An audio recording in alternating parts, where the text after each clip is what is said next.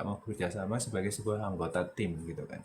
Nah, dari cerita itu kita jadi bisa menganalisa kira-kira oh ini toh yang bikin nggak bisa kerjasama.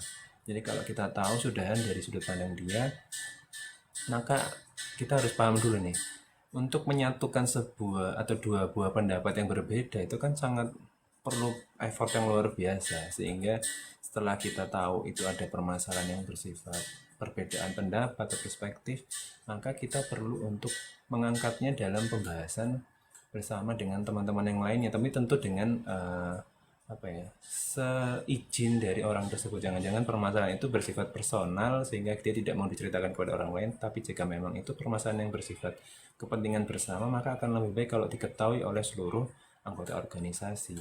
Dengan seluruh anggota organisasi tahu, maka kita akan bisa nemuin solusinya itu lebih enak, lebih bareng-bareng, lebih bisa apa ya, lebih bisa efisien gitu, punya waktu yang lebih cepat buat nemuin solusinya. Dan semakin banyak orang yang ikut bantu cariin solusinya, maka kita akan segera nemuin solusi yang terbaik.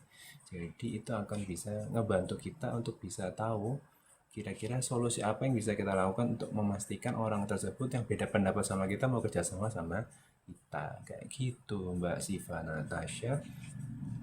Mudah-mudahan kejawab ya dengan pertanyaan tersebut. Mungkin ada yang mau tanyain lagi, boleh banget buat kalian yang bergabung sama acara live TikTok yang berbinar atau berbinar Here's to You di sini. Kalian boleh banget buat nanya apapun yang sebenarnya itu terjadi dari daily activities di lingkungan kalian sehari-hari kayak gitu. Nggak harus tentang bagaimana sebuah organisasi, pemimpin, atau tentang debat presiden, ataupun hal-hal yang bersifat organisasi atau perbedaan pendapat, tapi kalian juga boleh tanyain tentang hal-hal yang bersifat personal atau tanyaan hal-hal yang itu sebenarnya bikin kalian jadi overthinking atau apapun itu. Gitu. Boleh banget, silakan kalau ada yang mau tanya. Di sini juga ada kita ada oh ini nih ada tanya lagi nih dari Mbak Siva. Mbak Siva kayaknya lagi suka banget tentang membahas tentang kepemimpinan ya. Oke, kalau tipe-tipe kepemimpinan yang bagus ini seperti apa Mas? Nah, tipe kepemimpinan pasti kita perlu sesuaikan sama karakteristik organisasi, kultur organisasi. Karena kalau kita mau cari pemimpin yang bagus, maka dia yang bisa memfasilitasi kultur organisasi itu berjalan dengan baik gitu ya teman-teman. Jadi kalau memang organisasi ini itu adalah organisasi yang itu bersifat apa, yang tujuan untuk kemasyarakatan itu, misalkan untuk hal-hal yang itu untuk sosial, sosial apa namanya, activities itu, maka pasti kita akan cari pimpinan yang itu yang bisa merangkul semua orang yang di dalam organisasi itu. Karena dengan kita bisa merangkul semuanya, maka setiap aktivitas sosial kita yang nanti itu eh, mau dipakai buat kegiatan kita di dalam organisasi, tentu itu akan jadi lebih gampang buat ngejalaninnya. Tapi kalau kita ngomong tentang sebuah organisasi yang bersifat militer gitu, maka tipe kepemimpinan seperti apa yang cocok? Maka tipe kepemimpinan yang otoriter, yang disiplin, yang dia sangat otokrat gitu kan, sehingga itu akan lebih bisa ngejalanin fungsi-fungsi dari kemiliteran itu sendiri. Maka tipe kepemimpinan yang baik atau bagus itu seperti apa, maka perlu disesuaikan dengan kultur organisasinya itu sendiri. Maka sebelum bisa menentukan seorang pemimpin yang baik itu seperti apa, maka perlu diresapi dulu nih, organisasiku, komunitasku ini organisasi apa sih gitu kan. Kemudian komunitasku ini kayak gimana. Jadi aku, kita ini atau kami atau kalian sebagai anggota organisasi itu butuh pemimpin yang seperti apa. Jadi perlu dilakukan analisis kebutuhan dulu. Kebutuhan organisasinya apa, tujuannya apa, 5 tahun ke depan mau kayak gimana. Terus kemudian untuk mencapai 5 tahun ke depan itu kita perlu rencana-rencana yang seperti apa nih setiap bulannya gitu ya. Sehingga untuk bisa mencapai target jangka pendek dan jangka panjang itu kita butuh pemimpin yang kayak gimana nih. Nah, maka dari situ kita jadi kepaham, oh besok kalau kita cari pemimpin, kita mau bikin seleksi atau kita mau bikin apa ya, pemilihan calon pemimpin, maka kita perlu kasih standar-standar tertentu nih. Oh, pemimpin yang kami butuhkan tuh yang gini nih. Yang dia itu disiplin, pemimpin yang kayak gini, pemimpin yang dia itu memfasilitasi pendapat setiap anggotanya kayak gitu. Jadi dari situ jadi nggak bisa langsung tiba-tiba kita samaratakan tipe pemimpin itu berdasarkan seluruh jenis organisasi gitu. Itu Mbak Siva. Dan sini ada pertanyaan berikutnya dari Mbak Aulia. Jika ada orang yang sudah memaafkan tapi dia selalu ingat masalah tersebut, bagaimana menurut Mas? Jadi Makasih banget buat pertanyaannya. Nggak selalu kita ngebahas tentang yang sama terus itu. Ini ada satu pertanyaan yang agak keluar dari yang sedang kita bahas, tapi itu sangat tidak apa-apa karena ini adalah berbinar Here Studio. Kita dengar semua pertanyaan kalian buat kita bahas bareng supaya bisa membantu orang lain yang punya masalah sama dengan kalian. Jadi kalau Mbak Aul tanya kayak gitu, ini kayak sepertinya hampir semua orang mengalami hal yang dialami oleh Mbak Aul ya. Jadi cuma permasalahannya adalah kedalamannya seperti apa, jenis permasalahan seperti apa gitu sehingga orang akhirnya tidak mau memaafkan dan segala macam itu yang bikin berbeda-beda. Tapi secara umum beberapa orang yang punya problem dia bertengkar salah beda pendapat punya salah dan segala macam itu pasti ada di skala dimana kita tuh dimaafin, memaafkan, nggak dimaafkan atau kita nggak mau buat memaafkan gitu kan. Nah itu menjadi pilihan masing-masing orang gitu kan. Tapi kalau dalam kondisi yang dialami oleh Mbak Aul gitu ya, dalam pengalamannya Mbak Aul sendiri, Mbak Aulia, dan jika ada orang yang sudah memaafkan tapi dia selalu ingat masalah tersebut, bisa jadi sebenarnya ini yang harus coba introspeksi ke diri sendiri. Kita sebagai orang yang memaafkan itu apakah sudah di level yang benar-benar memaafkan tuh? Nah, karena apa? Karena sebenarnya setiap aspek dalam kegiatan atau perilaku kita sehari-hari itu kan sebenarnya nggak cuma dipengaruhi oleh apa yang sadar kita lakukan, tapi juga dipengaruhi oleh alam bawah sadar. Atau yang sering kita bilang, atau hal-hal yang sebenarnya selama ini kita timbun dalam proses-proses yang nggak kita sadari gitu kan. Nah, salah satu contohnya kayak misalkan kalau kita punya hal yang kita nggak mau ungkap gitu ya, rahasia gitu kan, maka kita akan simpan begitu di dalam memori kita supaya itu nggak akan keluar lagi, nggak akan bisa terungkap oleh orang lain sehingga itu akan jadi lebih aman atau jadi bikin kita lebih comfort gitu kan. Nah, sama seperti kita memaafkan orang lain. Jadi ketika kita bilang oke, saya maafkan, oke, saya akan maafkan kamu gitu kan. Nah, itu apakah itu benar-benar memaafkan atau itu cuma formality communication gitu ya. Itu yang harus kita tanyain ke diri kita itu juga gitu. Waktu itu saya memaafkan itu maaf beneran atau benar-benar maaf yang itu cuma dalam rangka bikin orang ya udah kamu tak maafin jadi kamu gak usah di depanku lagi kayak gitu. Nah, ada situasi yang seperti itu bakal muncul juga gitu ya, yang mungkin bisa jadi kenapa kok kita nggak maafin orang ini. Karena memang saat dia minta maaf, kita masih di posisi yang belum siap buat memaafkan. Tapi karena kita nggak mau ketemu wajahnya lagi, akhirnya kita bilang, oke, aku maafin supaya apa? Supaya dia segera pergi dari depan kita gitu kan. Nah, itu yang coba kita perlu cek ke dalam diri kita. Waktu itu, di zaman kita lagi ada permasalahan gitu kan. Waktu kita punya apa? Lagi clash sama orang lain, lagi bertengkar, kemudian dia tiba-tiba minta maaf di depan kita gitu kan. Atau mungkin kita coba maafin tanpa dia harus memaafkan kita, itu apakah benar-benar adalah sebuah maaf yang artinya bahwa ketika kita memaafkan berarti kita sudah mengikhlaskan semuanya. Nah, itu harus ditanyain ke dalam diri kita juga gitu kan. Jangan-jangan kita itu nggak sebenar-benarnya memaafin itu gitu kan. Salah satu alasannya seperti saya bilang tadi, kalau itu adalah orang yang bikin kita gedek, yang bikin kita annoying banget, bikin kita kesel banget, dan dia minta maaf sama kita dengan sebegitu mudahnya minta maaf, kayak kita ngerasa kayak ini kayak nggak seharusnya dia langsung maaf kayak gini, harusnya dia ada prosesnya, aku belum cukup ikhlas dan segala macam. Berhubung kamu kesal sama orangnya, kira kamu bilang oke, tak maafin supaya dia segera pergi dari depan matamu atau pergi dari depan wajahmu gitu kan, supaya kamu nggak cukup tersiksa dengan apa yang kamu ingat tentang proses di mana kamu berteman sama dia atau kamu berkomunikasi sama dia gitu kan. Itu harus dicek dulu gitu kan. Sehingga ketika kamu tidak cukup memaafkan, sehingga kamu bisa jadi eh, hanya meletakkan itu di bawah alam sadarmu gitu kan. Artinya kamu cuma nyimpen itu di sebuah tempat terdalam di dalam memorimu yang suatu waktu bisa suatu saat akan terbuka gitu kan. Jadi kalau kamu letakkan ingatan yang negatif itu, permintaan maafmu itu sebagai bungkus dari permasalahan yang kamu nggak suka, yang bikin kamu sakit hati, terus kamu bungkus dengan kata maaf, terus kamu letakkan di dalam alam bawah sadarmu, di dalam area terdalam, kamu simpan begitu rapat. Nah, permasalahannya kan sekarang kata kuncinya adalah kamu simpan begitu rapat. Nah, kalau kamu simpan begitu rapat, berarti kan itu tidak benar-benar hilang. Beda sama kamu benar-benar hapus. benar-benar kamu hancurkan, benar-benar kamu hilangkan, atau bahkan kamu lepaskan gitu kan. Nah, itu yang beda kata kuncinya. Jadi bisa jadi sebenarnya kamu masih meletakkan di dalam memorimu, di dalam memori yang demikian rupa di pojokan gitu misalkan, kamu kunci, tinggal sekarang waktunya kapan itu akan terbuka kuncinya, tinggal menunggu waktu yang tepat atau tinggal menunggu momen yang tiba-tiba akan membongkar kuncinya itu dengan begitu mudahnya sehingga masalah tersebut akan teringat kembali seperti saat pertama kali kamu memaafkan dia gitu kan, atau saat pertama kali rasa sakit itu muncul gitu kan, sehingga itu akan tetap teringat. Nah, bagaimana caranya supaya kita nggak teringat lagi gitu kan? Nah, maka kita yang pasti itu perlu untuk menyelesaikan itu. Nah, kadang buat sebagian orang itu memilih untuk mekanisme pertahanan dirinya adalah dengan mengabaikan, melupakan, atau dia menyimpan itu rapat-rapat di dalam eh, apa namanya ingatannya. Itu tinggal nanti bagaimana mengabaikan yang diabaikan itu, kayak mengabaikan tuh kayak kita kesampingkan gitu kan, jadi di depan tapi disampingkan sehingga masih ada di sekitar area ingatan kita gitu kan.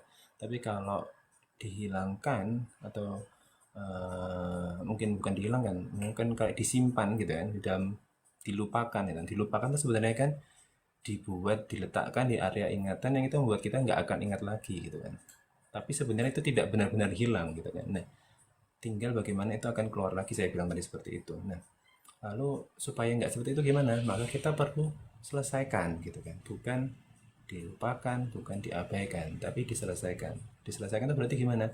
Kita harus pastikan diri kita berada di titik yang benar-benar bisa menerima apapun itu yang terjadi di akhir permasalahan itu. Menerima itu seperti apa? Menerima itu apakah sudah di titik dicarikan solusinya bareng-bareng sehingga tidak pernah bisa apa namanya muncul lagi gitu kan? Karena sudah ketemu solusinya maka sudah selesai. Ya, akhirnya itu benar-benar menjadi ingatan yang positif, dari yang tidak disukai karena sudah ditemukan solusinya menjadi ingatan yang positif gitu kan. Jadi ketika kamu harus ingat itu lagi, kamu tidak cukup merasa sakit gitu. Tapi tanyaan berikutnya, kalau memang itu permasalahan yang tidak diselesaikan gitu kan, dan ternyata itu malah menjadi ingatan yang kamu simpan rapat gitu kan, maka ketika keluar dari ruang penyimpanannya itu akan menjadi setajam sewaktu terakhir kamu bermasalah dengan itu gitu kan. Jadi maka akan lebih baik diselesaikan, karena dengan diselesaikan maka kamu dengan sadar sendiri, kamu dengan sadar, dengan alam sadarmu kamu paham bahwa itu sudah selesai, itu sudah benar-benar termaafkan, sehingga itu tidak disimpan tapi dikonversi ke dalam ingatan yang positif. Kurang lebih kayak gitu ya Mbak Aulia, mudah-mudahan kejawab ya. Ini ada pertanyaan berikutnya dari Mbak Siva Natasha, dan tentunya ini akan jadi salah satu pertanyaan terakhir ya di dalam aktivitas berbinar Hidup Setuju pada malam hari ini, karena kita sudah 30 menit selama semalam ini bersama kalian. Nah, mau nanya Mas, kalau di perkuliahan tuh penting nggak ikut organisasi di luar kampus tapi yang bidangnya di luar jurusan kita? Nah, ini kalau kita tipikal orang yang visioner, maka kita akan perlu untuk eh, tertarik sama pertanyaan ini ya. Kayak misalkan Mbak Siva tanya kayak gini, harus kita cek gitu. Kalau kamu adalah seorang mahasiswa yang itu memikirkan rencana jangka panjang, maka kamu perlu pastikan organisasi yang kamu ikutin itu punya manfaat jangka panjang. Jadi mulai sekarang setiap kegiatan kita itu harus bermakna investasi gitu kan. Ini nggak cuma masalah investasi uang, tapi investasi pengalaman dan investasi pendidikan. Karena setiap waktu investasi yang kita keluarkan, investasi yang kita gunakan waktu kita untuk menjalankan sebuah kegiatan itu kan harusnya punya dampak positif buat kita. Nah, kalau bertanya penting atau tidak, maka kita harus tanya ke dalam diri kita masing-masing. Aku tuh 5 tahun ke depan mau ngapain ya? Aku lulus dari kuliah tuh harus ngapain ya? Aku pengen dapat apa sih dari apa yang aku ikutin sekarang? Nah, itu harus ditanya dulu ke dalam diri kalian. Jadi mau ikut BEM itu bermanfaat nggak? Mau ikut UKM itu bermanfaat apa enggak? Mau ikut BSU itu bermanfaat apa enggak? Magang di perusahaan itu bermanfaat apa enggak? Itu kembali ke diri kalian masing-masing. Kalian mau jadi apa sih setelah jadi fase periode lulus ini, periode kuliah ini? Kalian mau jadi orang yang seperti apa? Kalian mau masuk ke dunia apa? Kalian mau beraktivitas di dunia kerja yang seperti apa? Atau kalian jangan-jangan nggak pengen kerja tapi kalian pengen jadi entrepreneur? Atau kalian sebenarnya nggak pengen entrepreneur, nggak pengen jadi karyawan, tapi kalian pengen jadi politisi? Nah itu harus bertanya ke diri kalian, oh aku tuh cocoknya apa ya kayak gitu. Karena setiap waktu yang kita jalanin sekarang itu akan mempengaruhi apa yang kita lakukan di masa yang akan datang. Jadi kalau kamu tanya apakah itu penting atau tidak, maka penting kita tanya ke diri kita sendiri secara visioner, kita tuh mau apa sih beberapa tahun ke depan gitu kan. Apakah kita itu mau jadi orang yang sesuai dengan jurusan kita, profesi yang sesuai sama jurusan kita. Misalnya kalau psikologi maka kita jadi psikolog, kalau psikologi maka kita jadi dosen psikologi, kalau psikologi maka kita jadi eh, peneliti psikologi, kita mau jadi guru BK, kita mau jadi hal-hal yang terkait sama psikologi, jadi nyambung sama jurusan kita gitu kan. Atau jangan-jangan kita ikut organisasi yang di luar kampus tapi yang bidangnya di luar jurusan kita. Misalkan aku anak psikologi tapi aku ingin ikutan organisasi yang di bidang investasi. Nah, berarti bisa jadi kamu punya pikiran jangka panjang, kalau aku nanti sudah tidak ada kegiatan atau pekerjaan di psikologi, maka aku bisa mulai belajar untuk meluangkan waktu untuk punya bisnis di bidang lain.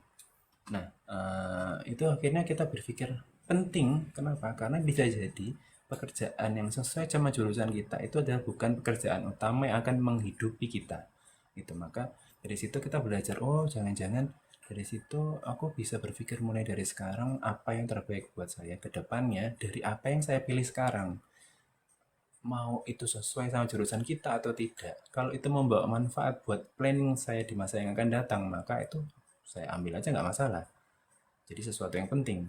Penting atau tidak tergantung kamu memanfaatkan waktumu itu untuk apa. Gitu. Bukan untuk hari ini saja dan buat besok, tapi buat 1 tahun ke depan, 2 tahun ke depan, sampai 5 tahun, sampai 10 tahun ke depan. Jadi penting buat kalian bisa cek kira-kira jangan-jangan selama ini saya tuh mengikuti kegiatan ini tuh bukan dari diri saya sendiri nih, karena saya ikut-ikutan sama teman-teman saya nih, atau jangan-jangan saya ngikutin ini karena lagi tren aja kayak gitu kan, supaya orang jadi menghargai saya lebih lanjut, supaya orang lebih bisa anggap saya anak gaul, sehingga saya ikutan itu aja gitu kan. Saya jadi bisa mengekspresikan diri saya berdasarkan apa kata orang lain. Padahal sebenarnya 5 sampai 10 tahun ke depan itu orang yang menuntut kamu seperti itu belum tentu akan punya pengaruh yang besar buat diri kamu di masa yang akan datang. Jadi lebih baik melakukan sesuatu untuk kebahagiaan kita sendiri di masa depan daripada kita mencoba membahagiakan orang lain yang belum tentu bahagia atas capaian kita kayak gitu. Ini mulai sekarang apapun yang kalian lakukan, pilihan yang kalian pilih, itu kan termasuk nanti kalian mau milih apa gitu ya buat calon presiden kita ke depannya gitu tanggal 14 Februari 2024, maka mulai dari sekarang harus kita sesuaikan dengan apa yang bikin kita jadi lebih bahagia. Personal happiness itu more than effective than others happiness gitu ya. Karena apa? Karena dengan kita bahagia maka kita jadi bisa punya waktu buat ngebahagiain orang lain. Jadi yang paling pertama sebenarnya justru adalah kebahagiaan diri kita sendiri. Jangan-jangan selama ini kita berpikir kita harus mendahulukan orang lain segala macam. Ya itu boleh silakan, tapi jangan lupa the most important thing is what is make you happy gitu ya. Yang bikin kamu jadi lebih bahagia gitu kan. Yang bikin kamu jadi bisa menghargai dirimu, yang membuat kamu merasa dirimu lebih berarti, lebih valuable gitu kan. Sehingga kalau kamu bisa menghargai dirimu, kamu bisa ngajak orang lain buat merasakan hal yang sama gitu kan. Oh, kalau aku ini kayak gini bisa bahagia, sehingga aku bisa ngajak kamu juga ikutan bahagia kayak aku nih kayak gitu. Jadi bisa inspiratif, bisa bikin orang jadi lebih bermanfaat buat dirinya juga. Jadi kayak gitu ya guys. Dan ini pertanyaan yang salah satu yang bagus ya dari Mbak Aulia dan Mbak Siva Natasha. Terima kasih atas uh, ikut sertanya dalam berbinar Here's to pada malam hari ini. Sebenarnya banyak banget ya, cuma ada beberapa di awal juga saya tidak paham bahasanya. Teman-teman dari uh, sepertinya dari Eropa Barat gitu ya, atau Eropa Timur yang saya juga kurang paham bahasanya. Salam kenal aja buat kalian semua yang ada di belahan dunia yang lain. Mohon maaf saya baru bisa menyampaikan live TikTok berbinar history ini dalam bahasa Indonesia. Karena saya rasa dengan berbahasa Indonesia saya bisa memberikan manfaat yang besar juga buat Sobat Binar yang kebetulan kebanyakan adalah orang Indonesia. Saya dari Berbinar Insatu Indonesia, jangan lupa bahwa Berbinar Insatu Indonesia merupakan sebuah perusahaan restoran terbatas karena kami di sini memberikan layanan psikologis, salah satunya adalah konseling, psikotes, dan juga edukasi dalam bentuk Berbinar Plus.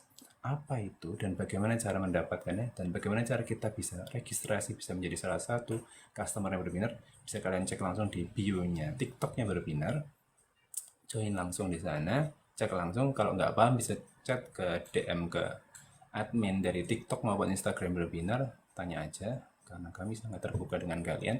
Jangan lupa kami punya hashtag semboyan, slogan bahwa Berbinar selalu ada buat kamu, termasuk saya di sini sebagai psikolog yang Berbinar selalu ada buat kalian.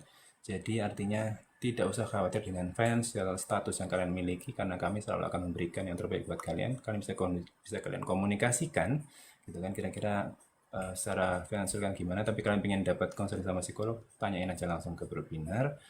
Jadi kami akan berikan yang terbaik even kalian tidak mampu secara ekonomi kayak gitu.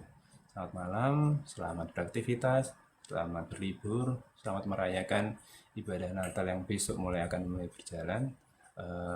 Assalamualaikum warahmatullahi wabarakatuh. Sampai kita ketemu lagi di Berbinar Here's to You minggu depan di jam yang sama, jam 8 malam waktu Indonesia Barat.